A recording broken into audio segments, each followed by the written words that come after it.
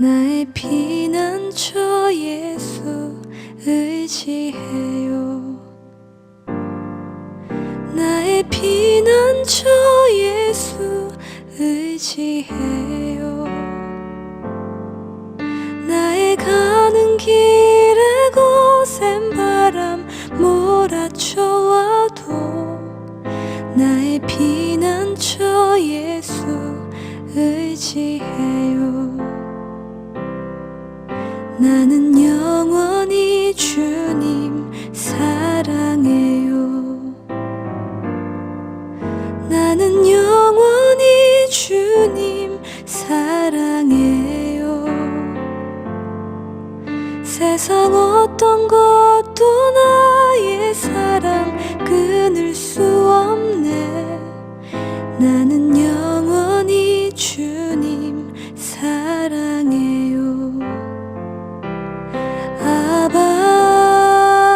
아버지 나를 사랑하시니 나의 모든 것 주께 드려요.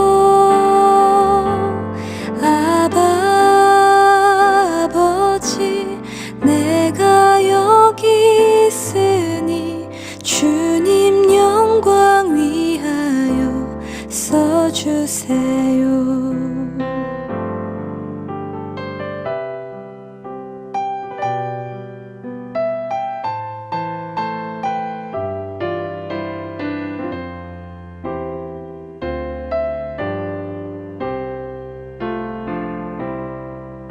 나는 영원히 주님 사랑해요. 나는 영원히 주님 사랑해요. 세상 어떤 것도 나의 사랑 끊을 수 없네. 나는 영원히 주님 사랑해요.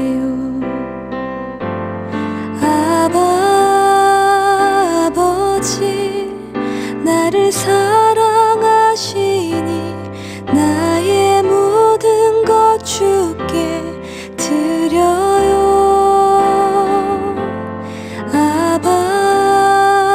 아버지 내가 여기 있으니 주님 영광 위하여 써주세요.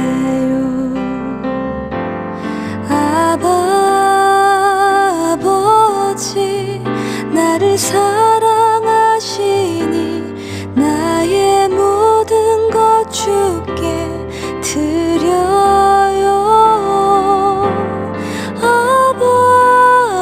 아버지 내가 여기 있으니 주님 영광 위하여 써주세요. 주님 영광 위하여 주님 교회 위하여 주님 나라 위하여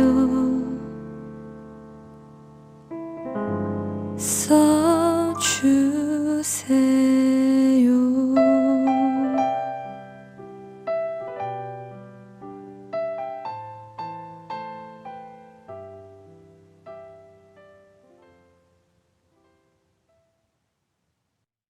오늘 우리에게 주시는 하나님의 말씀은 마태복음 15장 1절에서 10절의 말씀입니다. 그때 바리새인과 서기관들이 예루살렘으로부터 예수께 나와 이르되 당신의 제자들이 어찌하여 장로들의 전통을 범하나이까? 떡 먹을 때 손을 씻지 아니하나이다. 대답하여 이르시되 너희는 어찌하여 너희의 전통으로 하나님의 계명을 범하느냐?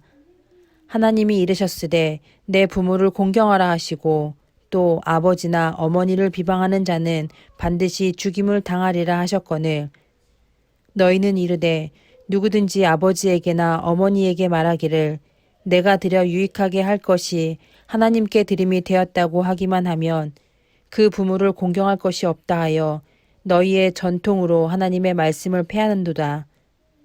외식하는 자들아 이사야가 너희에 관하여 잘 예언하였도다 일렀으되 이 백성이 입술로는 나를 공경하되 마음은 내게서 멀도다.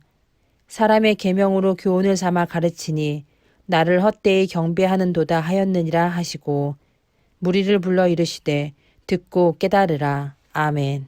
2년 전에 희한한 소식을 뉴스로 접했습니다. 부모가 자녀들에게 상속해줬던 재산에 대해 반환 소송을 냈습니다. 부모 부양의 조건으로 재산을 미리 상속해줬는데 자녀들이 재산을 받은 후 부모를 잘 모시지 않았습니다. 그로 인해 부모가 자녀들에게 소송을 걸었습니다. 귀감이 되지도 않고 모양새도 좋지 않았습니다. 부모나 자녀 입장에서 부끄러운 일입니다. 비슷한 일이 예수님의 시대에도 있었습니다. 바리새인들은 예수님의 제자들이 손을 씻지 않고 음식 먹는 것을 비난합니다. 정결법을 지키지 않았다는 것입니다. 그에 대해 예수님은 반대로 바리새인들이야말로 전통 때문에 하나님의 계명을 어긴다고 책망하십니다. 그리고 10계명 중 5번째 계명, 내 부모를 공경하라를 말씀하십니다. 고대는 가족 중심 사회이기에 부모를 자녀들이 보살피는 것은 당연했습니다. 하지만 어느 시대에나 불효 자식들이 있습니다. 부모를 공경하라는 계명과 주변 시선 때문에 모셔야 할 것 같기는 한데 부모에게 재산을 많이 쓰는 것을 싫어했던 자들이 있었습니다. 그들은 합법적으로 계명을 피하기 위해서 고르반을 선언했습니다. 고르반은 재산을 하나님께 바친다는 서원의 약속입니다. 고르반을 선언하면 그의 재산은 다른 곳에 써야 하는 의무로부터 면제받을 수 있었습니다. 형제에게 나눠주지 않아도 되고 부모를 공경하는데 재산을 안 써도 됩니다. 하나님께 바친 재산이기 때문입니다. 그런데 이것을 악용할 수 있었는데 고르반을 실행하는 시기를 특정하지 않아도 됐습니다. 그리고 나중에 제사장과 합의한 재물을 봉헌하면 고르반을 취소할 수도 있었습니다. 고르반이 재산 지키기에 악용된 사례가 많았습니다.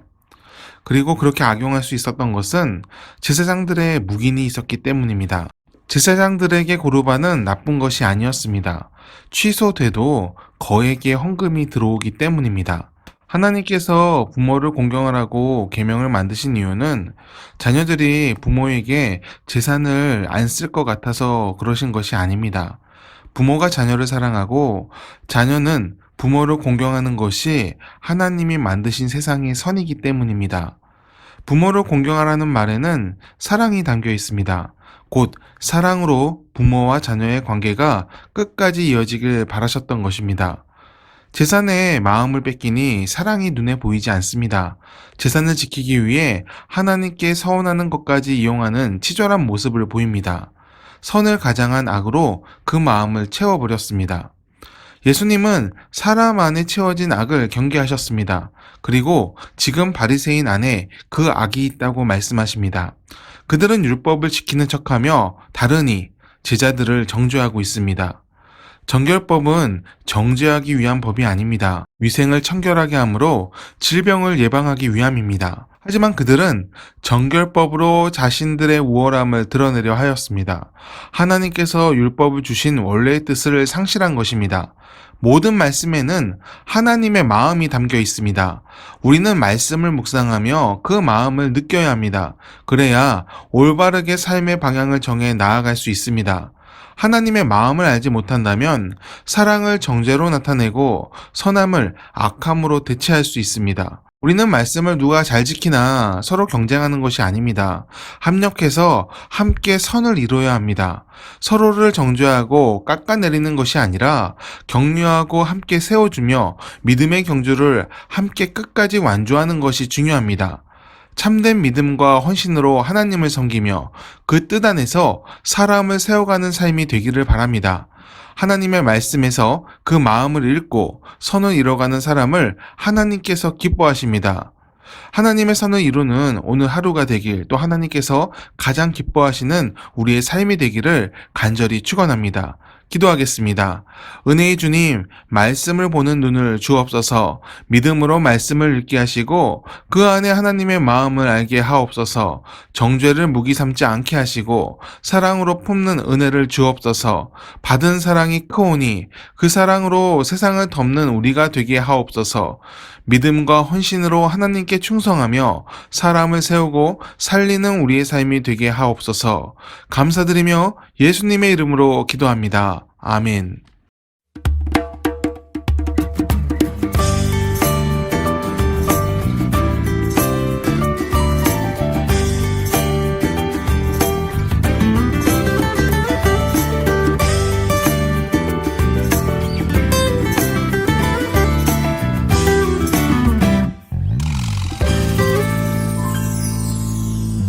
오늘도 하루라는 선물을 주셨네. 익숙한 듯 전혀 새로운 날, 설레는 기대감에 걸음을 떼본다. 오늘은 무슨 일이 기다리고 있나. 아무 일도 없는 ordinary day, 꿈이 이뤄지는 surprise day. 그 속에서 디딘 사랑의 발걸음 위로 행복을 피우지.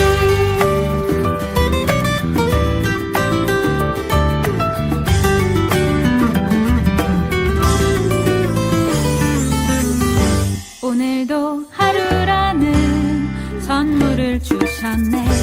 익숙한 듯 전혀 새로운 날, 설레는 기대감에 걸음을 떼본다. 오늘은 무슨 일이 기다리고 있나. 아무 일도 없는 ordinary day, 꿈이 이뤄지는 surprise day. 그 속에서 디딘 사랑의 발걸음 위로 행복을 피우지. 아무 일도 없는 ordinary day, 꿈이 이뤄지는 surprise day. 그 속에서 디딘 사랑의 발걸음 위로 행복을 피우지. 돌아보니 나도 꽤 먼 길을 왔구나. 이 길 어디로 가는지는 몰라도 주와 함께 걷는 이 하루가 이 길 끝에서 날 아마도 웃게 하겠지. 오늘도 하루라는 선물을 주셨네. 익숙한 듯 전혀 새로운 날, 설레는 기대감에 걸음을 떼본다. 오늘은 무슨 일이 기다리고